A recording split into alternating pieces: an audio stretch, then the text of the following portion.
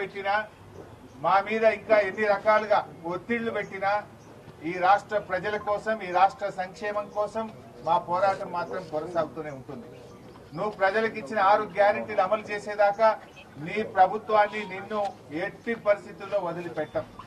రేవంత్ రెడ్డి అనుకుంటున్నాడు బ్లాక్మెయిల్ రాజకీయాలతోనో అక్రమ కేసులతోనో అరెస్టులతోనో తన ప్రభుత్వం యొక్క తప్పిదాలను కప్పిపుచ్చుకుంటానో మమ్మల్ని మానసికంగా బలహీనపరుస్తానని అనుకుంటా ఉన్నాడు.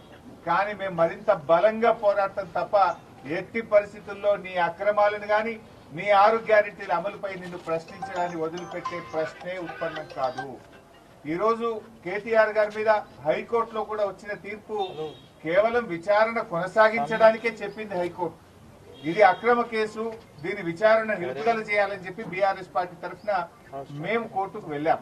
కోర్టు ఏమి కేసును నిర్ధారించలేదు, ఇది తప్పు జరిగిందని చెప్పింది కానీ శిక్ష వేసింది కాదు. కేవలం విచారణ కొనసాగించడానికి మాత్రమే ఈ రోజు కోర్టు అనుమతి ఇచ్చింది. విచారణకు సహకరిస్తాం. ఈ ముందు నుంచి కూడా కేటీఆర్ గారు 100% విచారణకు సహకరిస్తామని చెప్పాం. ఎందుకంటే మేము తప్పు చేయలేదు, అసలు అవినీతే జరగలేదు, రాష్ట్ర ప్రభుత్వం నుంచి ₹1 కూడా గ్రీన్ కో కంపెనీకి చెల్లించలేదు. ₹1 ఇవ్వలేనప్పుడు అక్కడ అవినీతికి ఆస్కారం ఎక్కడిది? అయినా ఇది ఎప్పుడు జరిగింది? రేవంత్ రెడ్డి గారు ప్రమాణ స్వీకారం చేసిన 3వ రోజే ఆ కంపెనీ ప్రతినిధులు రేవంత్ రెడ్డి గారిని కలిశారు. ఏడాది పాటు నువ్వు ఎందుకు కేసు పెట్టలే, ఏడాది తర్వాత ఎందుకు పెడుతున్నావు?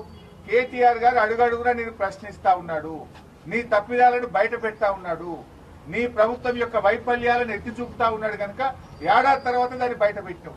నిన్ను ఆ కంపెనీ ప్రతినిధులు కలిస్తే కలిసిన విషయాన్ని నువ్వు ఎందుకు బయట పెట్టలే, మీడియాకి ఎందుకు చెప్పలే? అది మేం బయట పెట్టినాం. దీన్ని అంతా బట్టి చూస్తా ఉంటే కేవలం ఒక కుట్రతోని ప్రజల దృష్టి మరల్చడానికి ప్రభుత్వం చేస్తా ఉంది. నిన్నగాక మొన్న ప్రభుత్వం చేతులెత్తింది కదా, ఇక రైతుల విషయంలో మేము రైతు భరోసా సాగు భూములకే ఇస్తాం, 6,000 ఇస్తాం అని ప్రజలు మోసం చేసింది. ఆ ప్రజల్లో ఆ చర్చ జరిగి ప్రభుత్వం మీద వ్యతిరేకత రాకుండా ఉండడానికి ఇలాంటి డైవర్షన్ పాలిటిక్స్. బట్ అయినా కూడా మాకు న్యాయస్థానాల మీద గౌరవం ఉంది, చట్టం మీద గౌరవం ఉంది. తప్పకుండా మేము అన్ని రకాలుగా దీనికి సహకరిస్తాం. సరే, ఫర్దర్ గా సుప్రీంకోర్టుకి అప్పీల్ పోవాలా, ఏం చేయాలా అనే దాని మీద మా న్యాయవాదులు ఇచ్చేటువంటి సలహా మేరకు మేము ముందుకు వెళ్తాం. బట్ మొన్న కూడా మీరు చూశారు, కేటీఆర్ గారు ఏసీబీ ఆఫీస్కి వెళ్ళారు. ఎక్కడ కూడా ఎక్స్టెన్షన్ అడగలేదు, మేము టైం కూడా అడగలేదు.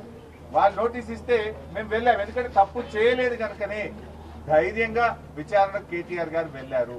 రేపు 9వ తారీఖు పిలిచారు, తప్పకుండా వెళ్తాం. ఎట్టి పరిస్థితుల్లో విచారణ మేము వెనుక వెళ్ళట్లేదు.